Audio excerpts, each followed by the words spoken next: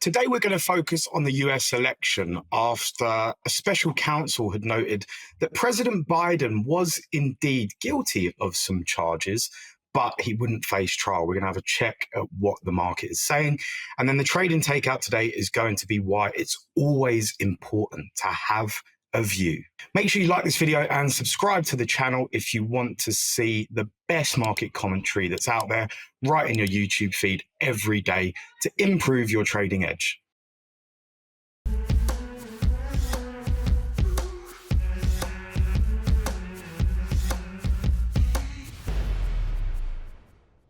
One of my pals, Ryan, who owns the PIQ suite, he made a fantastic point today on looking at, Betfair rather than bookies as the provider of, the probabilities as to who will win things like presidential elections, even sports events as well. And it's because Betfair operates very much like an exchange. So if we think of, the market participants that we have in finance, you've got, say, the CME, which would be Betfair. All they're doing is matching orders, basically. And then you've got bookmakers in the sports betting arena, who are basically market makers in the sense of, say, a spread betting firm. Spread betting firms always have to make a market because it's a different kind of product. So you're always facing the broker when you're spread betting. And so that's kind of the similarities there. So with Betfair, for example, you're actually looking at the weight of money, real money. So we're looking at what the demand and supply is of different views in the market. So these odds that you see in front of you, so back and lay, they change all the time.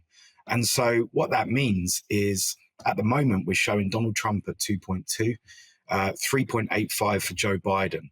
That means Donald Trump is currently the favorite for the US presidential election. And that is the market implied odds. So that is what the market believes right now. It's kind of like looking at, what the market believes for where interest rates will be, the Fed funds futures. It's done on a futures basis, but it changes all the time depending on what data comes out. Now, what happened last night was a special counsel, a Republican special counsel, was appointed, and he had said that Biden had indeed committed some form of crime in terms of, retaining confidential documents. And this was done in, I think, the 70s and the 80s, maybe even into the 90s. And then there were some other bits as well. But he was just too old to face trial. And so people are quite up in arms about this. And they're basically saying, well, that's him pretty much done.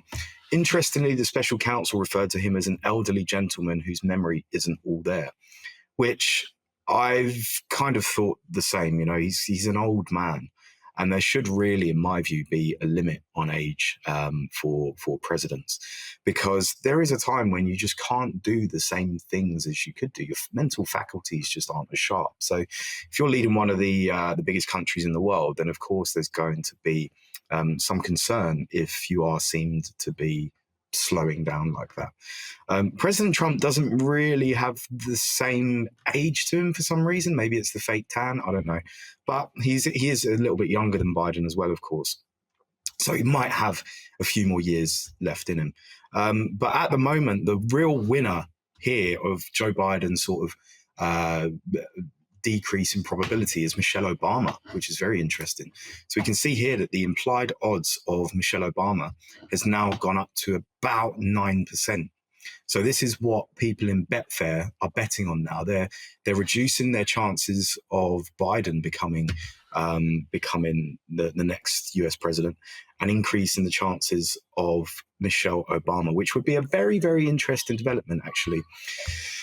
Now, in my view, I don't think this really matters generally for markets. I think markets tend to go up in election year anyway. But one of the interesting things to note is that the last time Trump was elected, everyone thought the markets were going to go absolutely to the bottom, right? They thought the dollar was going to collapse and all this. In fact, it was the reverse. Everything went higher.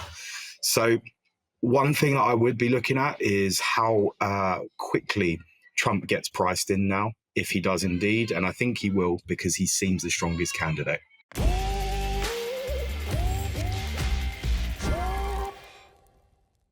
One of the key lessons that I was taught by a mentor about 12 years ago, he used to run the FX desk at a large brokerage, was always have a view. And that is what today's Trading Takeout is centered on. I think that by always having a view on something, you're able to be receptive to new information. And I've spoken about this a couple of times now on this channel, but I like to refresh people's minds with this concept because I find it so important. Now, always having a view tends to mean have a view based on data, have a view based on something narrative driven or objective in terms of a price move or something like this. So if, for example, you think that, nuclear energy is going to be the next best thing, try and have a view and be receptive then to data coming in on that view that either confirms it or denies that view, because then you're going to be able to risk capital in the most efficient way possible. It's very difficult as a human, though, to sort of get rid of your biases. So always factor in that you're going to be biased in some form and accept it. Loads of people say, get rid of all your biases. It's literally impossible. I hear trading psychology coaches talk about it all the time. Be unemotional, be unbiased.